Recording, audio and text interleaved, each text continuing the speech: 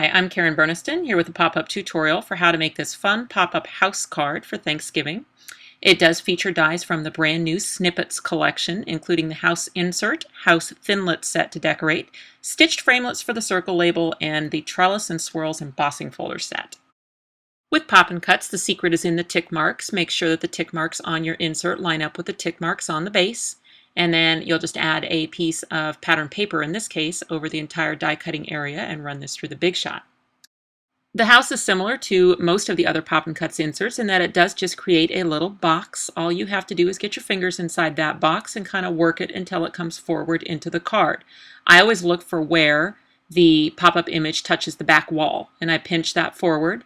In this case, I'm going to go down to where it touches the floor, pinch that forward, and now I'm looking for the turn down fold. In the case of the house, I look for that little triangle, and it's right across the roof line above that little triangle.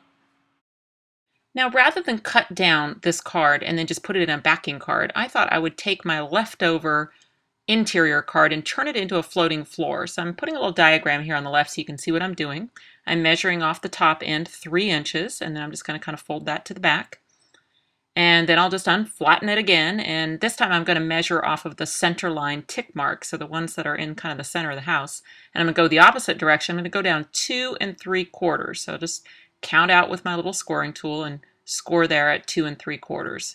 And then I'm going to count 3 more ticks, so 3/8 of an inch off of that first score line, and I will score again. Now I've got one more score line to make. It's at 1 1/4 off of that second score line, and sometimes I'll fold that first. It makes it easier for me to see it and then place it into my scoreboard again. Usually I just put it on a solid number, and then that way I can count out 1 1/4 and then score my final time. You can download a free printable version of that diagram on my blog. Just go to karenburniston.com and hit free templates in the upper right corner. Okay, so now I'm going to fold those 3 score lines around. I'm trying to basically make a box, but the last half of my box has to be able to get into the house area. So now I've got to take my scissors, and I just on that last panel, I need to cut up and remove a little chunk out of the corners. So I'll take that and then right to that first fold line. What that's going to do is it's going to allow that last panel to now go down into the house area. And the only place that I want to attach it is where the paper is going to touch the paper. So I can see now if I fold that flat and fold it over, I can see, okay, kind of in that first little hexagon there, I've got a little room for 1 line of tape runner on the back of my house. Then I'm going to fold that flat and attach it. So now let me just refold the house, and you can see that kind of creates a little box underneath there. So that's the first half of our floating floor. And then on the other half, it is just 1/8 of an inch too tall. So I'm just going to put that back in the trimmer there, the rounded corner ends, take 1/8 of an inch off. Now the idea with that flap is it just folds to the back, and I can actually glue it down. So what I'll do is I'll just fold up my Pop and Cuts card so it's very easy for me to avoid the pop-up, because I want to take my tape runner right around the house on that one side. And then I can just fold over the flap and press it down. Now when I fold that up again, you can kind of see that it's just basically made a little platform underneath the house, and that is a floating floor. Pop and Cuts dies, the base dies, they also cut your backing card. Just take the insert out completely, and now I'll put a piece of cardstock in the die with nothing in it, roll that back through the Big Shot machine, and what that's going to create is just a plain A2 size card with rounded corners. So when you buy a Pop and Cuts base, you always have a plain card as well. I will fold that in half, and that will become my backing card for my little house. Now I'm going to use one of my brand new embossing folder sets. This is the Trellis from the Trellis and Swirls embossing folder set. It is just a nice all-over pattern, and what I was trying to do with these embossing folders is to get an all-over pattern that would look good on the front and the back. So that way when you're using it for your backing card, you don't have to feel like, you know, the embossed side looks great and the debossed side doesn't. It basically looks great on both sides. To add the pop-up card inside the backing card, I'm just going to fold it down flat, and I will add my tape runner on the back panel. I'm going to be pretty generous with the tape runner because I am going against an embossed surface. And then I just want that bottom little lip to go right into the fold of the card and give that a good press. Now I can fold this down, and for the other side, it's just the bottom of the little floating floor box. So again, I'm going to coat that with adhesive. The easiest way now is just to fold the card against that. Now you can see how that pops up, and you've got the little floating floor. Okay, there is a thinlet set that decorates the house insert. It's a separate purchase and it is optional, but it does come with a lot of really fun decorator pieces. And there are 8 pieces in the die, and what I'm doing here is I'm laying them out on top of a cutting pad on the magnetic platform, and that way I can kind of cut them all at the same time. Just put my cutting pad on top and roll that through the Big Shot machine. Now for most of the pieces I used just cardstock, so you can see the little brown window boxes, I can pop those out. I made a little brown chimney piece to change the color of that. That's also some cardstock. And the little heart also some cardstock.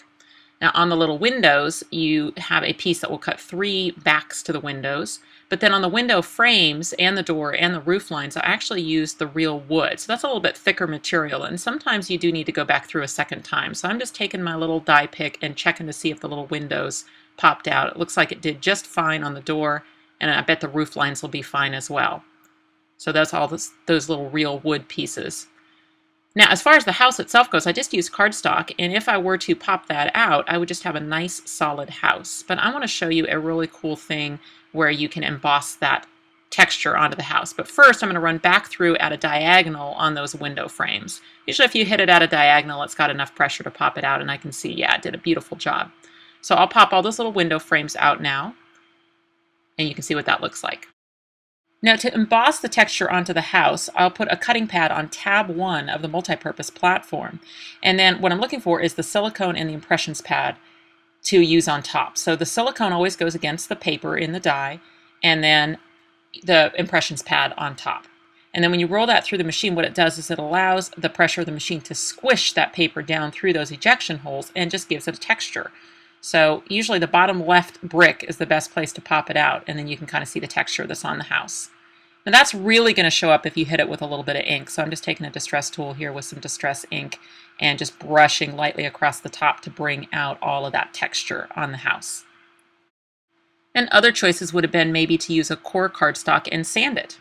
Okay, on the wood pieces, which is my door, my roof lines, and my little window frames, I'm going to use some distress stain. And that's going to bring out the wood grain in that wood. And I've already done it, so you can kind of see here the finished pieces.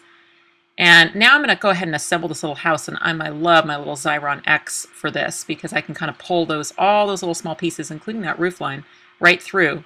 And then my little trick is I take a little embossing stylus around all the edges before I take the plastic off, and that kind of pulls all the extra adhesive off so I don't get all those little goobers around the outside. Now what I can do is just peel back the plastic liner on the top of the Xyron. If I just kind of roll it back, it really will pick up all the extra adhesive. There's very few little goobers now. All of those pieces are nice and clean, but they're stickers, so that's great for assembling the house. And now let's just go ahead and put all the pieces on the house. So I'm going to take the door. Obviously you could put these anywhere, but I'm going to put this in the center. And then I'll make my little window frame, and I do notice that I just have a little bit of extra adhesive in the middle, so I'll just take my little embossing stylus and kind of hollow this out so I don't have any stray adhesive. I'll put the window frames on the yellow window backing and then just start placing those on the house. Little brown rectangles make great little window boxes. And if you had some tiny flowers, you could probably put those in there as well. But I'm doing a fall house, so I'm not going to put any flowers or anything in the boxes. And I'm just going to go ahead and continue assembling all my little pieces. I did make it easy on myself by making them into stickers first. But of course, you could have used just a fine line glue pen to put all these on. And then I'm not going to put my little roof lines on yet. So I'll go ahead and put the chimney piece on, and I'll put the little heart on the door. But I'm going to save my 2 little roof line pieces until I've put this on the pop-up. And I'll show you why in just a second. A tape runner is all you need to add the Thinlits decorator house onto the Pop and Cuts card. So I'm just going to coat that with adhesive. And when I line that up on top of the pop-up house, you'll notice there's a little shadow left all the way around. So that's kind of a fun look. And what I do is I will often just orient my roof line pieces with the pop-up house. So that's why I kind of saved them until I already had my Thinlits on the house. And then I can add those to the top. All right, let's make some embellishments. You can use the metal plate that's in a Pop and Cuts base as a base for movers and shapers pieces. So I have added a bit of shimmer sheets over the top of some Tim Holtz mini tattered leaves movers and shapers pieces, and I'm just going to cut a couple of those leaves. And then I'm going to put them in the other embossing folder that comes with that trellis set. So this is going to be the swirls that comes in the trellis. It's a great all-over pattern. Again, it's going to look good both the embossed and the debossed side.